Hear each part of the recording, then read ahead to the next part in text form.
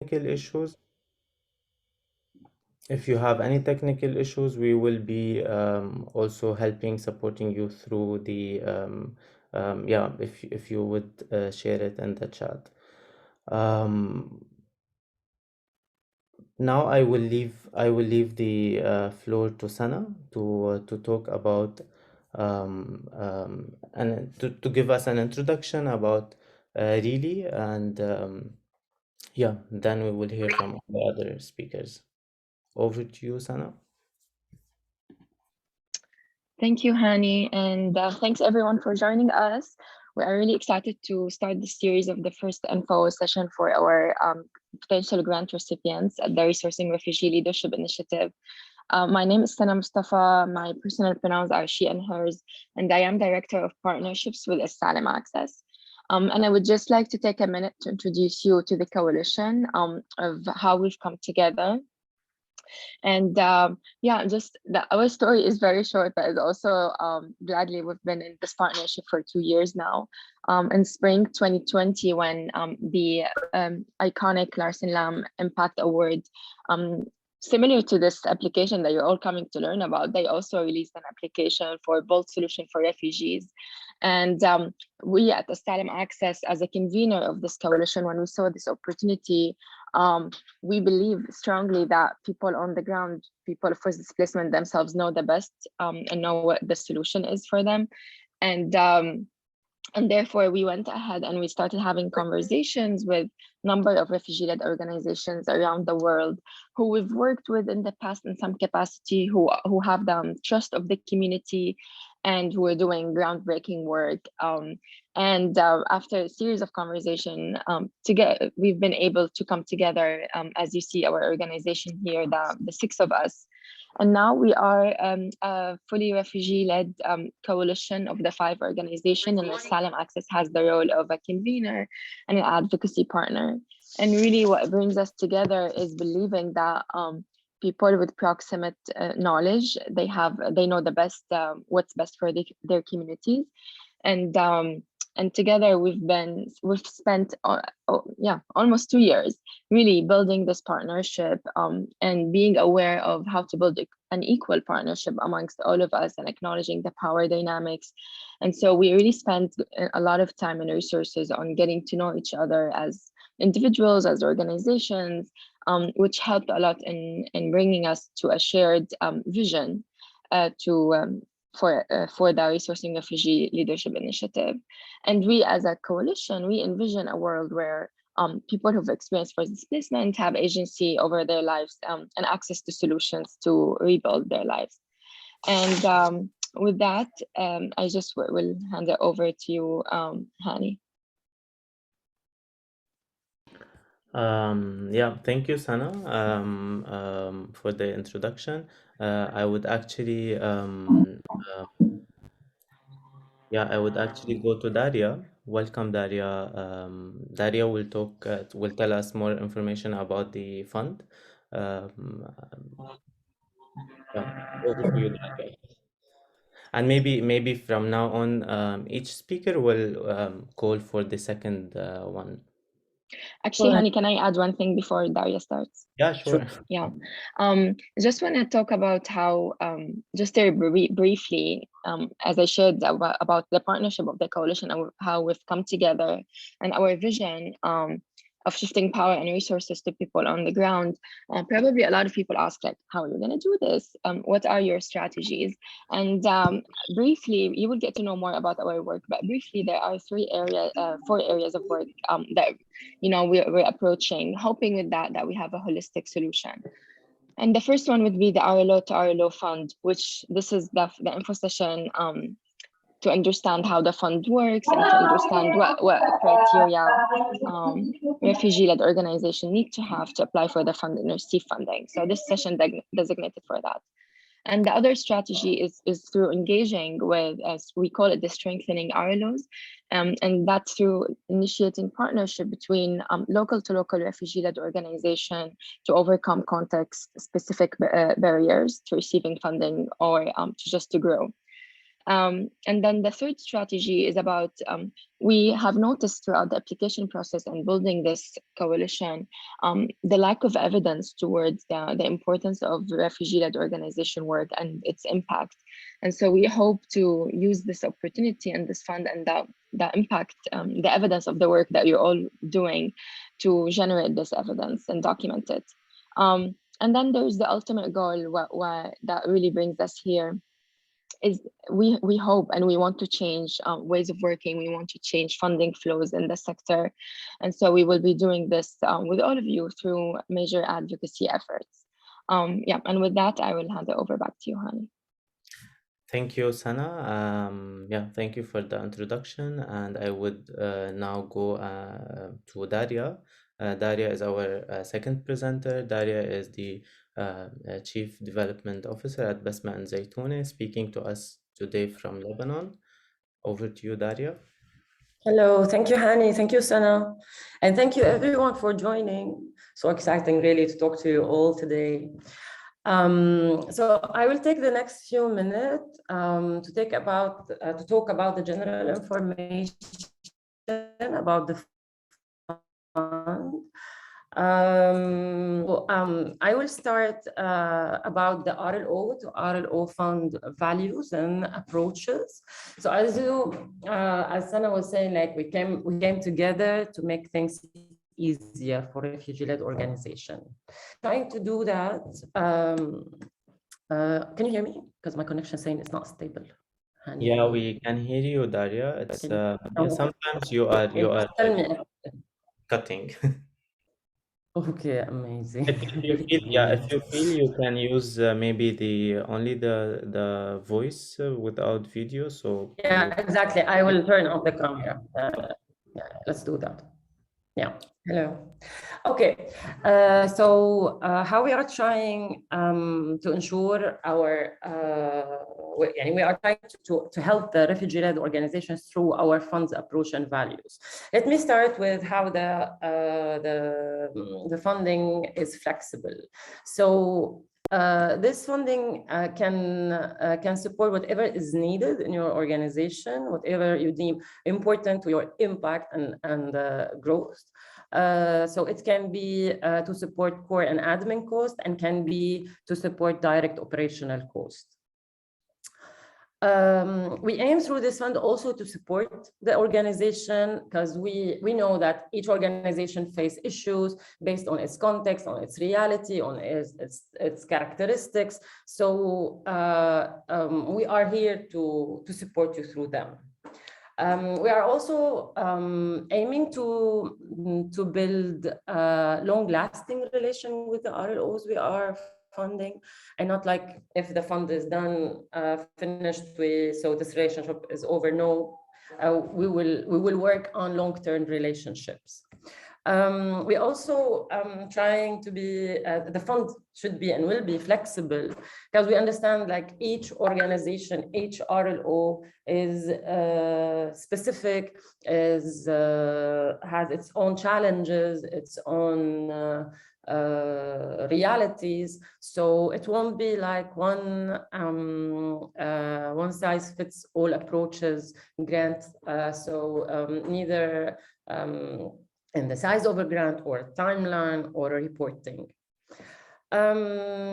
Also, we trust the RLOs. We trust you. We know that the RLOs know what's best, what is important for the community, what are the best approaches to implement the intervention or the project.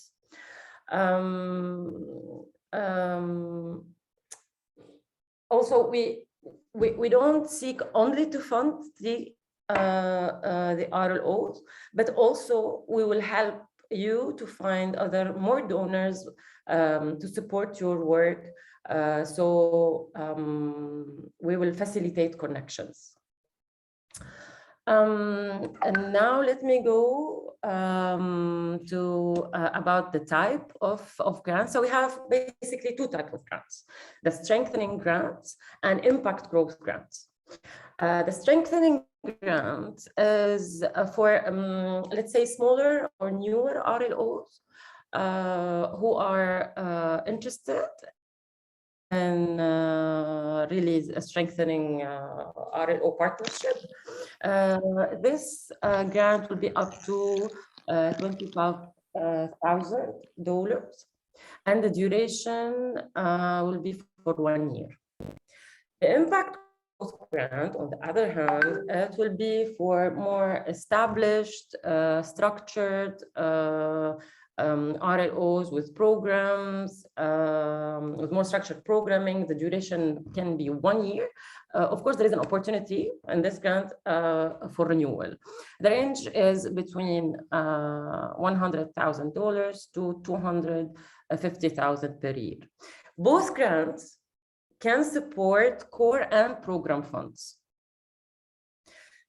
Now let me go to the Strengthening RLO program.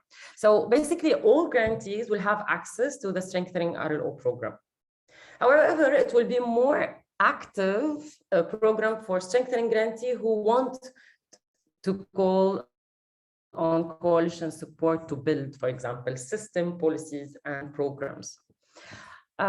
So the grantee will be offered the opportunity to build close partnerships and relations with our RLO partners, and to help them overcome any operational, programmatic barriers. They will be offered also the opportunity to connect with refugee leader-led organizations around the world, and they will be also provided networking and advocacy opportunity. So the recipients of strengthening grant I just talked about, the strengthening grant, will receive access to strengthening RLO program, which include hands-on direct support from current RLO partners from us, along with network growth, fundraising, and joint advocacy support. The recipients of Impact Growth Grant will receive support in network growth, fundraising, and opportunity to connect joint advocacy work. And with that, I'm handing over to Muhammad so he can explain and talk about the qualification and selection criteria. Over to you, Muhammad. Thank you all. Thank you, Daria. Thank you so much. Thank you so much, Daria. First of all, I would like to highlight that all applying RLOs have to have these 3 main qualifications to be considered for a grant. The first qualification is that the applicant must be a refugee-led organization. We attempted to come up with an inclusive meaning of that. I think we will be sharing this presentation later with everyone. So you'll be able to read exactly what we mean by that. But in short, an organization is considered a refugee-led if it is founded by or run by people with forced displacement background. An organization can also be considered a refugee-led if people of forced displacement are in major leadership positions and consequently able to influence the work of the organization. It is also important to clarify that at RRLI, we use persons of forced displacement or people of forced displacement instead of using the word refugee. We do this because we seek to include all who self-identify as such, since terms like refugee, people of concern, asylum seeker can carry specific meaning that doesn't apply to all. We use persons of forced displacement to acknowledge the many manifestations of this lived experience. The second criterion here, as you can see, is quite straightforward. Applicants have to be located in these 5 countries: Colombia, Egypt, Indonesia, Lebanon, or Uganda. Please note this is a criterion only this year, 2022, which is the first year of the project. But with upcoming years, more regions worldwide will be included. Now, why only these 5 countries? This movement, the RRLI, basically aims to build a network of RLOs globally. It aims to provide not only grants, but also a program to strengthening RLOs, which includes hands-on direct support from the current 5 coalition members. So as this is the first year of the project, we thought it would be more attainable, much more attainable to start in these 5 countries where coalition members are located and operating, where they would be able to work closely with RLOs there and directly support the movement. But when the movement is more stronger and well-established, RLOs from other regions and countries will be gradually included into the movement. The last basic criterion is RLO presence, that it must have a clear presence in and trust from the community it works with. That doesn't mean basically the RLO must be a large organization or have a huge impact already, but it just means that the RLO must have some sort of connection with the community they work with and serve. So if we go to the next slide. So here are the qualifications by grants. As explained earlier by Daria, we have basically 2 types of grants, and each has different standards. In general, we are looking for good financial systems and guidelines in place, ethical guidelines in programming and human resources, and interest to participate in the movement for refugee leadership. Again, both types of grants have the same qualification requirements, but the standards we have are different depending on the grant type. The impact growth grant type may have more structured and a bit more detailed requirements since it provides a larger amount of funds. Can we go to the next one, please? Thank you. Now, here we have the selection criteria by grant. Both grants are graded on the same selection criteria against other applications of the same type. There are 2 additional criteria, however, for the strengthening grants. So if we start by the impact growth grant, the selection will depend on proposal design and feasibility, impact for communities, distinct role of RLOs, quality of proposal budget, consideration for equity, and consideration of gender. For the strengthening grant, as you can see, the same selection criteria are applied, but the last 2 are additional, which are the readiness of the RLO leaders and the interest and feasibility in the RLO growth. Thank you so much. That's it from my side. I will hand it over to Musgan, founder of the Refugee and Asylum Seekers Information Center in Indonesia. Thank you so much. Thank you, Mohammed. I hope that everybody can hear me. So I'm going to explain very briefly about the application process. So the deadline for the application submission is March 4th, and it has been open since January 7th. Applications are processed and scored, and then top applicants are going to be shortlisted. Then the shortlisted applicants are going to go through a due diligence process. The coalition will choose the winners by June. And we are not going to just choose the winners, each partner is not going to just choose a winner from their region. We are going to, try to be as inclusive as possible and bring in other people, other committee members from, the other groups, so that we make sure that there is no bias involved in this process. Can we go to the next slide? Okay, the application package. I'm going to share my screen and walk you through the process. Here, if you go to our website, you can go all the way down to this page, and all the way down the bottom, you can see the 3 steps. It's very simple, 3 simple steps to basically be able to apply for these grants. You can pick which grant you think is more suitable for your organization. If you're going for the impact growth application form, then you can download this one. The strengthening application form, you can download this one. And also the second step, you need to download the budget template. Once you download these and you have the files, I'm going to show them to you. So this is the application, for example, for the strengthening grant, which I just downloaded as an example. And also, this is the budget template. So you will have that on your computer and you can fill it out as you see fit. Then the last step is once you fill out everything, you can go to this part, apply for an impact grant or apply for a strengthening grant and just upload your documents there. So let's say we want to apply for this one. We go here and it will take you to a Google form.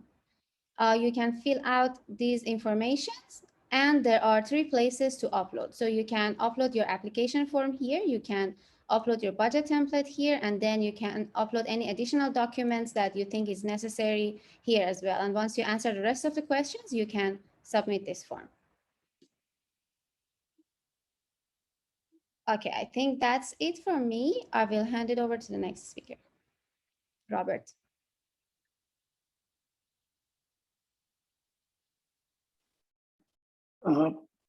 Thank you so much, Noshdan and other colleagues. I think we are all very excited of this very nice opportunity, a unique and a very fast of its kind. My task here, I'm just trying to go through some questions. I know members present in this call may be having so many questions, I'm sorry. But of course, we're going to have a time after this for people to ask the question. But here, we have come up with a number of questions and the responses that I want to go through before we move to the questions from members who are present here. So the first question is, how many organizations do we plan to fund? So as we said, it's very clear here, we intend to fund, and this is, as my colleague said, for this first year, we intend to fund up to 10 RLOs in this coming cycle. So the other question is, so do you provide multi-year grants? So the impact growth grants are renewable, as again my colleagues say, and we hope to help strengthening grantees to successfully apply for impact growth grants. The other question is, what kind of projects do you fund? And I'm happy that you're talking about this because I've received a number of calls from people asking this question. So we have no specific themes. So we know that as a refugee-led organization, we know what is best for your community. So we can provide general core funding or specific project funding. Of particular interest are organizations that provides holistic services, long-term solutions, and or reach large number of people. Next slide, please. The other question is, do we need to be registered to apply? So the question is no, but if you are not registered, please indicate that in your application and we can help you overcome this barrier. So do we need a bank account to apply? And again, no, but you don't have, if you don't have one, please indicate that in your, you indicate that in your application so we can help you, overcome this. So it's just you to help indicate that when you are making your application, and we will make sure that we find a better way for you to get the money. We are just trying to make sure that people get the money safely. So we will work. We will work on this together, and there is a space for us to discuss this. So the other question and the last one from here is, in what languages can materials be submitted? And again, it's really very open. So you welcome to submit your materials in any language, and we are going to translate it in the coalition languages, which are English and of course Spanish, and yes, and so you are free to make your application and submit your materials in any language that you wish. So we are going to translate that. So thank you so much, and over to you, Hani. Yeah. Thank you, Robert. Thank you, Mashgan, Daria, Muhammad, and Sana. Thank you, everyone, for listening. We are now going to the questions and answers segment of this call, and I have already saw some questions on the chat I would like to highlight. And I encourage everyone to write questions on the chat in like both English and Arabic, and yeah, if you have other language, we can manage to hear also. So the first question is from James from Uganda, asking if RLOs can team up and apply together, like several RLOs can team up and apply together as a network. Or as a consortium, and if they can apply to several grants. I would direct this question to Muhammad to answer it.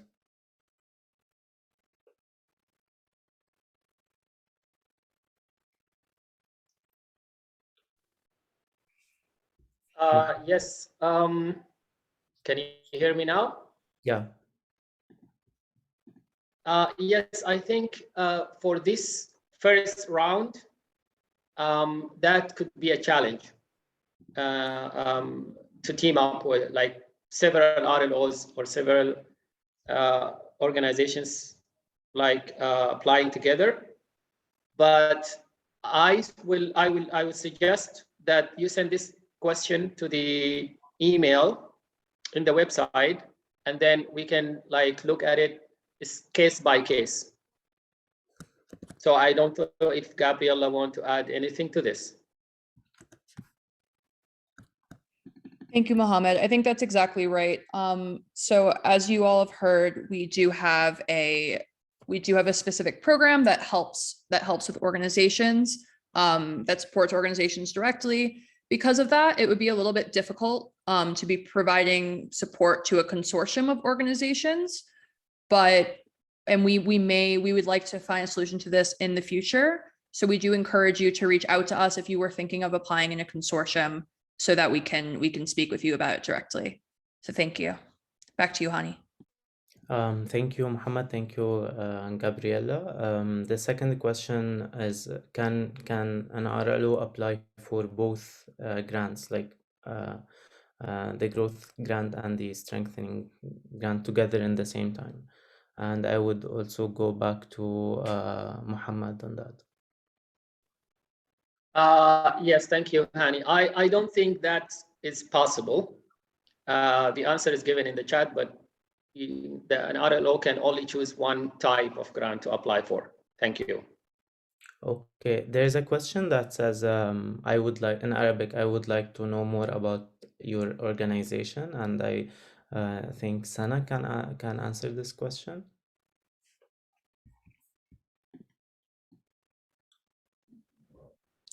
Thank you so much for the question.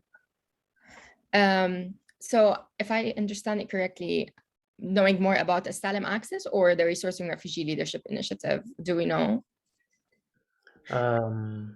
Yeah, so كنان عبد المجيد كتبت سؤال بتحب تتعرف على منظمتكم، فعم تسأل سنة إذا بتحب تعرف أكثر عن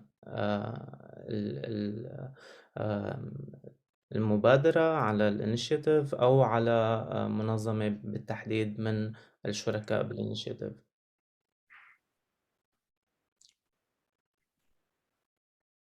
Yeah, I mean, yeah, in any case, thank you, Kinana, عم for the تعرف question. على عملكم بشكل عام, to know about your work and your services in general.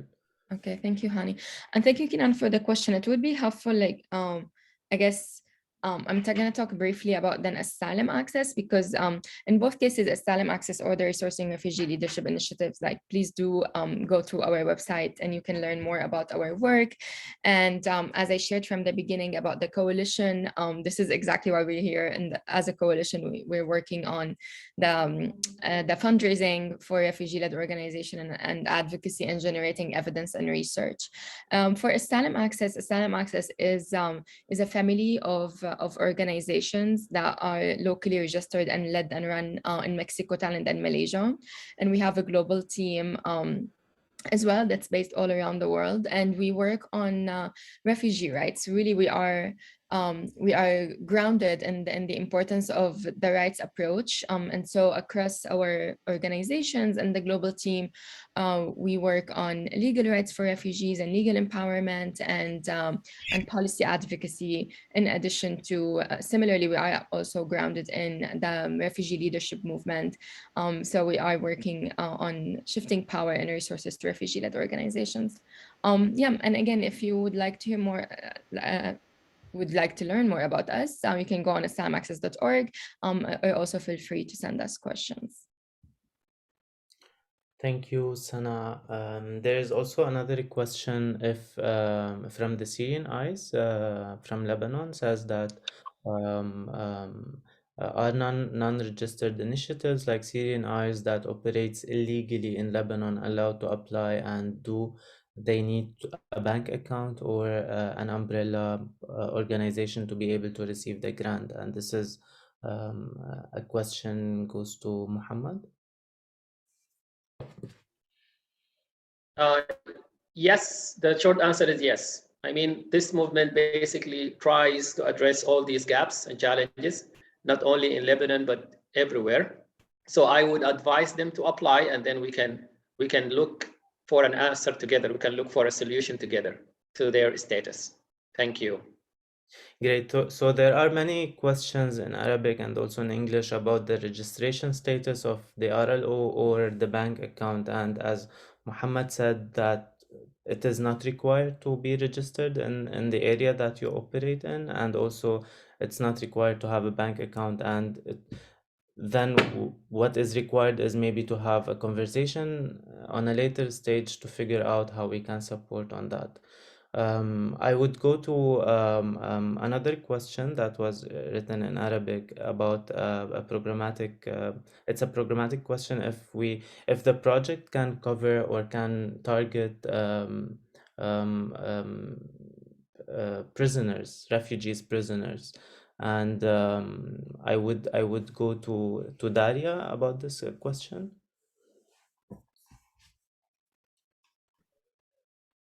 Hello, yes, can you hear me? Yes. Like, yes, for sure, you can apply. Just demonstrate why it's important, and we can take the conversation from there. Thank you. Over.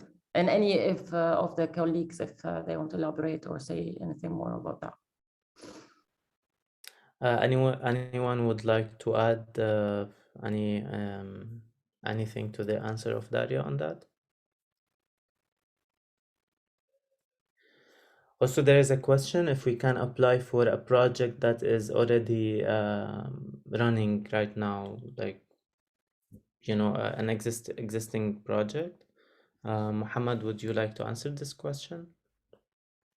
Yes, thank you. The answer again is yes. They can apply for that. Yes.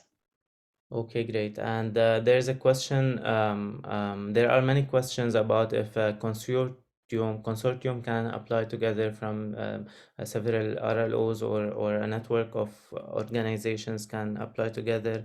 Muhammad answered a few minutes ago that at this phase it's not possible. Maybe later. So if anyone would like to add from the presenters to this, please feel free to jump in. Yeah, there is another question if we have if there's any important documents that an applicant can submit along with the application and the budget. And I would maybe go back to Moshgan to answer this question.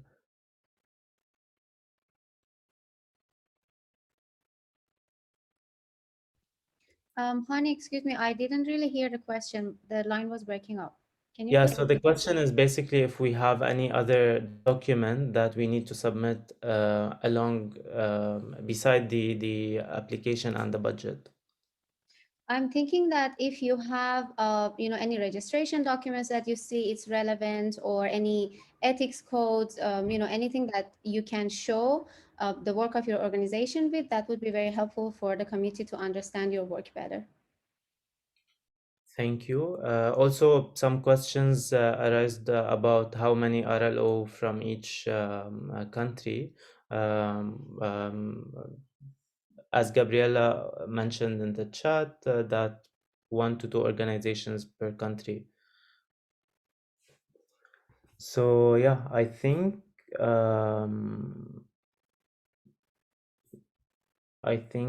we almost answered most of the questions. I think I did see a question about what is meant by renewable. So what you'll do is you should apply for how much money you want for the first year. So that could be 100,000, 150, 200,000. And then the point is that you would be able to renew it for the same amount of money, or perhaps slightly more money, depending on how much you applied the first year for the next year. So it's not 100 to 200 that can be spent over multiple years. You should apply for the amount of money you want, and then we would renew the grant with a similar amount of money the following year. I do see that there are a lot of questions. There are many questions, and some of them may have gotten lost. We do have an email address you guys can send if we don't answer. So sorry about that. Yeah, thank you, Gabriela. Please, I encourage you to send all your questions on the by email. We still have few minutes here. I would maybe mention some questions like if what is not covered in a budget in both grants. Muhammad, if you would like to answer this question. I mean, if I understood the question correctly, the answer would be nothing that is not covered in the budget. So whatever you want to include in the budget and seems feasible and reasonable and immediate and impactful, it would be definitely covered. I'm not sure if I understood the question correctly, but if you want to clarify, ask in a different, yeah. Thank you. Thank you, Muhammad. As I understand from the question, if there's something that is excluded and or that cannot be covered in a budget, in general. I think nothing can be excluded. You can use the grant for, like enlarging a program is already running. You can also use it to create a new program. You can use it to, for salary, for financial assistance, whatever you want. Yeah, thank you. Thanks a lot. So yeah, I think we still have some minutes. We have many questions coming. Can you use the grant for capital investment like constructions? Yeah, who would like to answer it from the speakers? Maybe Daria. Yeah, Sana, go ahead. Yeah, sure. I mean, so again, the grants, we don't care about the what, basically. Like, you have to work on certain project or theme for you to receive funding. However, because we believe that you know the best what's needed for your community, it's just in the application, you just have to kind of talk about what do you mean like by investment in construction, how does that relate to the community, what is the project, so giving more details about it. But yeah, again, we fund the work of the organization despite what it focuses on, as long as it's rooted in serving the community and for the community. Thank you, Sana. I have a question for Gabriella. Can you clarify what did you mean by 2 organizations from each country? Yeah, of course. Yeah, this literally means like this person says 2 community-based organizations would be selected from Egypt. So in each country, 1 to 2 organizations will be selected for a grant. So that could be 1 organization from Lebanon and 2 from Egypt, and 2 from Indonesia, etc.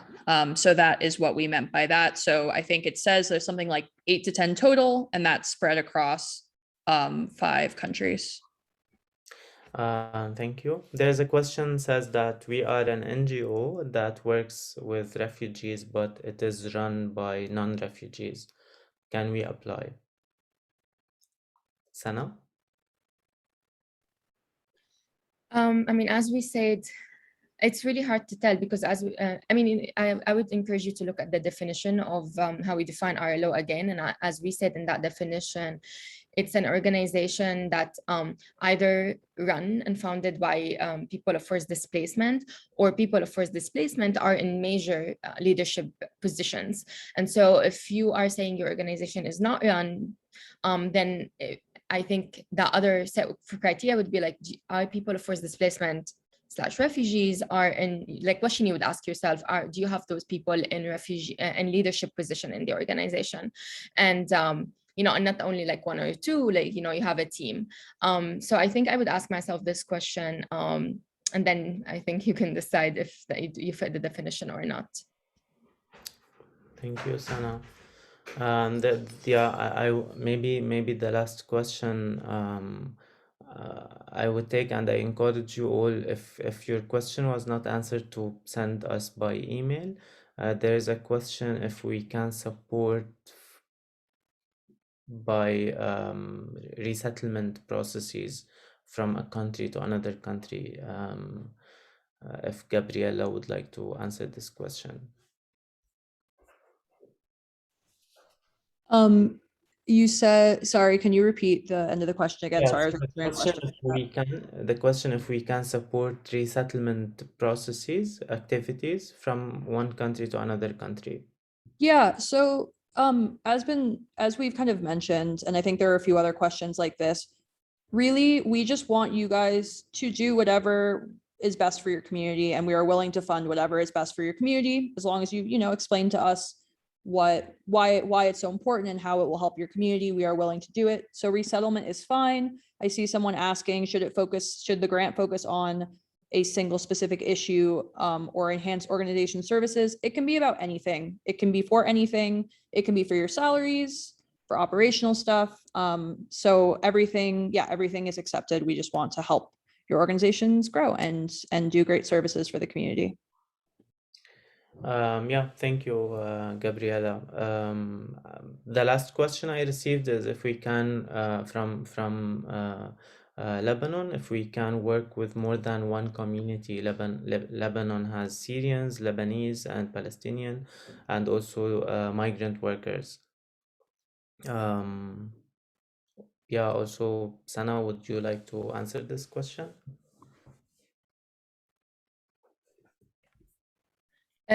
About if Lebanon, Lebanese, can you repeat that question, please? Yeah, I mean the question if we can target by one project different communities, not only refugees.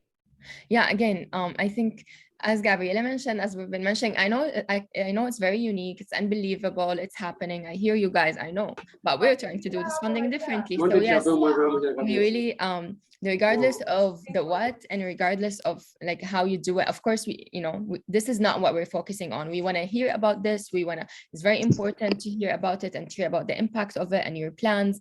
But the funding is really could be used as it fits for your communities, as long as you're serving communities of forced displacement, regardless of their background again. And I see questions again about the location. And I just want to say, unfortunately, yes, we are limited to those 5 countries in this funding cycle. It's not, it's obviously like we wish we can fund any RLO anywhere in the world, but also we are rooted in the belief, like those are the 5 countries where we understand the context right now. Those are the 5 countries where our coalition partners, are versed in this context, and we wanted to start there. In the future, we are going to expand to few other countries in future grant cycles in the years to come. But for this cycle, we are limited to those 5 countries. Thank you, Sana. Thank you, everyone. I would like to thank everyone who attended. We are almost 100 attendees in this webinar. It was great reading your questions. I'm sorry if I could not address every question, and it could be because the questions were lost in the conversation. I encourage you again to send all the questions you have through by email, and also please don't hesitate to contact the organization or the partner that invited you to this webinar, like for example Stars in Egypt, Basma and Zaytun in Lebanon, etc. And we will be always here to answer your questions and to support you throughout the application as much as we can. As you heard, the process is simple. The grants themselves are very flexible. So thanks a lot. Thank you for the presenters who presented today, and hopefully we will see you again in another webinar.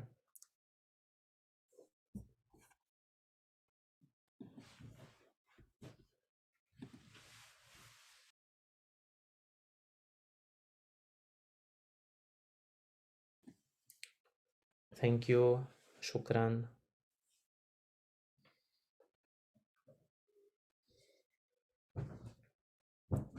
Yeah, and I definitely would like to thank the interpreters, المترجمين. Thanks a lot. Shukran.